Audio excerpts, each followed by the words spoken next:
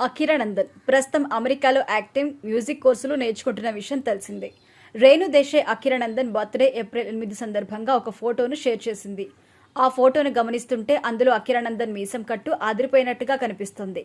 ఇక అకిరానందన్ హైట్ కి బాక్సాఫీస్ షేక్ అవ్వాల్సిందే అన్నట్టుగా ఉంది. మీసం కట్టులో అకిరానందన్ లుక్ అదిరిపోయింది. ఇక అకిరానందన్ 21వ ఏటలోకి అడుగు పెడుతున్నట్టుగా కూడా రేణు దేశాయ్ చెప్పుకొచ్చారు. రీసెంట్ గా రేణు దేశాయ్ మాట్లాడుతూ అకిరా ఎంట్రీ మీద వచ్చిన రూమర్స్ కొట్టిపారేశారు. ఓజీలో నటించడం లేదు అని, రామ్ చరణ్ చేతుల మీదుగా డబ్బులు ఇవ్వడం లేదని, అవన్నీ ఫేక్ న్యూస్ అని క్లారిటీ ఇచ్చారు. ఆ వార్తల్ని తన దగ్గరి వాళ్ళు కూడా షేర్ చేసి మరీ అడుగుతున్నారని రేణు చెప్పారు.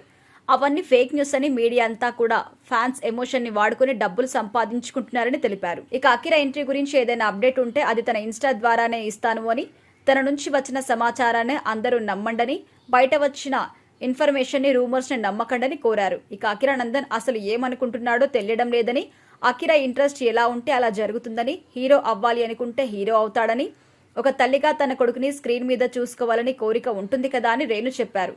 అటు అకిరా, ఇటు గౌతమ్ ఎంట్రీస్ ఒకేసారి ఉంటాయని కొంతమంది అనుకుంటున్నారు.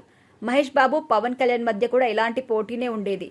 దాదాపు ఇద్దరు ఒకేసారి కెరియర్ స్టార్ట్ చేశారు. ఇక ఇప్పుడు వారి వారసులు కూడా ఒకేసారి కెరియర్ ను ఆరంభిస్తారా లేదా అన్నది చూడాలి.